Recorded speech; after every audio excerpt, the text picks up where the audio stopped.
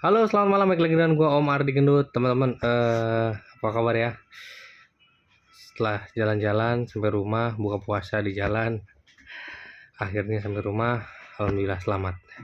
Teman-teman, mengulangi video gue yang udah cukup lama ya tentang usaha bareng-bareng. Nah, gini teman-teman ya. Eh, tapi ada yang nanya lagi dan berulang kali nggak masalah sih. Kan teman-teman juga mungkin nggak selalu lihat video gue sebelum-sebelumnya juga mungkin belum terlihat ya nggak. Tapi intinya gini teman-teman ya. Misalkan nih contoh ada usaha nih, usaha di suatu rumah. Di situ tuh ada orang tua, mungkin ada anaknya yang belum nikah, ya kan, ada saudaranya, ada siapapun itu di rumah itu. Sebenarnya bisa nggak sih Om, usaha itu dipakai buat kredit siapa yang di rumah itu satu kakak lah ya, orang tuanya, anaknya. Terus setiap setiap anggota keluarga punya pinjaman atas nama usaha itu gitu. Usaha warung itu misalnya punya warung nih. Sebenarnya punya orang tuanya, cuman anaknya pegawai misalkan, ngajukan sama anaknya, orang tuanya ngajukan lagi, tapi usahanya itu-itu aja. Sebenarnya bisa nggak sih Om?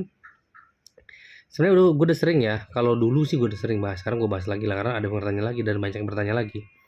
Jadi kalau misalkan usahanya satu, dipakai untuk kredit bapaknya, terus kredit anaknya, mungkin anaknya ngajukan kur juga, bisa nggak sih?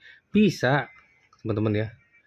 Bisa-bisa aja, karena ingat ya, KUR, SIKP itu merujuk ke satu NIK aja.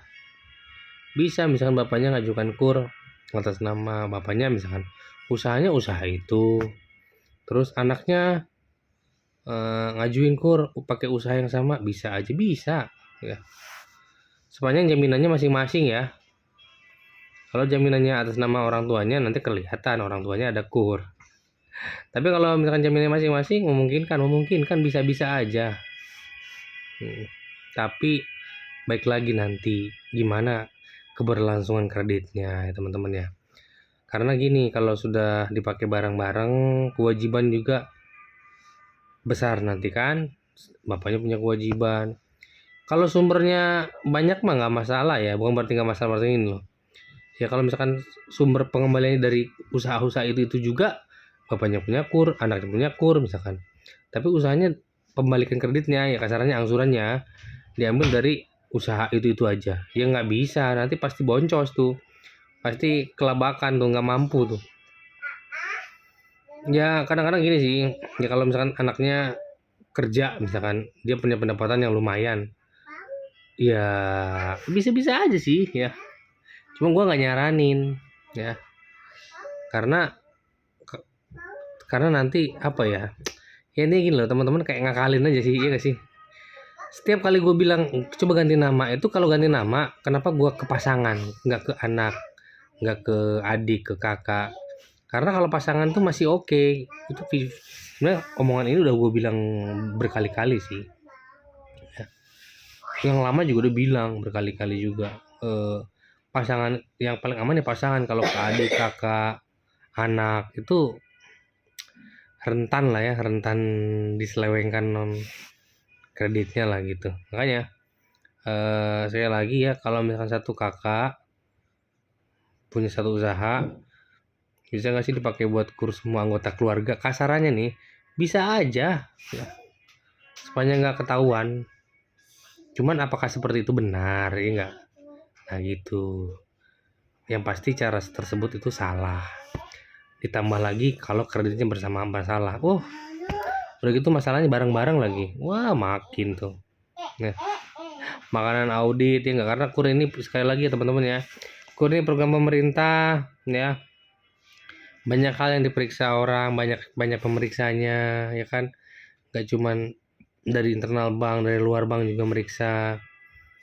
Khawatirnya kemana-mana ya nggak. Apalagi makanya kalau syukur-syukur kerjaan lancar. Kalau kredit bermasalah gimana ya kan, satu usaha dipakai buat barang-barang untuk ngajuin KUR ya nggak. Gitu ya teman-teman ya. Jadi jawaban sementara sih itu, bahwa itu bisa ya, sekali lagi ya. Cuma nanti akibatnya ditanggung sendiri. Pertama dari segi kemampuan membayar. Kalau memang pengembalian dari satu usaha doang, sementara misalkan 3 orang atau 2 orang ngajuin KUR pakai usaha tersebut, syukur-syukur punya pendapatan lain-lain. Tapi kalau ngandelin usaha itu doang semuanya, ya kan. Ya makanya pikir-pikir lagi lah. Kalau emang temen ada anaknya kerja, ya nggak usah ngajuin kur, ya nggak. Ajuin lah kredit yang pekerja. Misalkan pinjam ke kantornya biasanya kantor kan suka ada pinjaman tuh koperasinya atau kasbon. Ya nggak mau lah. Kalau beli rumah ngajuin aja KPR, kan. Sesuai peruntukan aja lah ya. KPR juga enaknya apa? KPR tuh bisa panjang ya. Kalau saya perhatiin ini kayak kur usaha produktif itu kan pendek-pendek. Beda dengan konsumtif ya. KPR bisa 20 tahun ya kan. Ada yang bahkan 25 tahun juga ada. Ya rata-rata 15 lah, 10 sampai 15 sih kalau KPR. Walaupun di TikTok tadi gue lihat ada yang bilang KPR tuh bodoh. Gue kesel banget tuh sama di TikTok tuh. Pembodohan KPR katanya bahwa ngekos hotel lebih murah daripada KPR kan. KPR tuh pasti rumahnya di pinggir kota terus ongkosnya berapa gini bandingin sama ngekos kan. Terus bandingin sama hotel lebih murah itu kok daripada KPR ya enggak, dengan segala biaya yang akan mengikuti tetek bengeknya, biaya transport, biaya ini biaya itu ya. Ya itulah harga yang harus dia bayar ketika ingin memiliki aset ya enggak. Ya kalau KPR ya seperti itu. Itulah harga yang harus dibayar kalau ingin memiliki aset. Kalau pengen nggak punya aset, sekedar murahnya aja dibanding-bandingin, oh ngekos lebih murah, oh hotel lebih murah. Ya silahkan, ya nggak? Itu adalah omongan orang-orang yang belum memiliki keluarga, memiliki anak. Ya omongan bujangan ya seperti itu. Oh murahan ngekos kok, murahan hotel per KPR. Nah ya. Tapi sekali lagi ya, itu adalah harga yang harus dibayar sama orang yang mau memiliki aset. Ya, teman-teman ya, tetap rumah itu ya kalau nggak punya duit cash ya mau nggak mau KPR sementara ya nggak. Kalau ntar punya duit ya tinggal dilunasin nggak.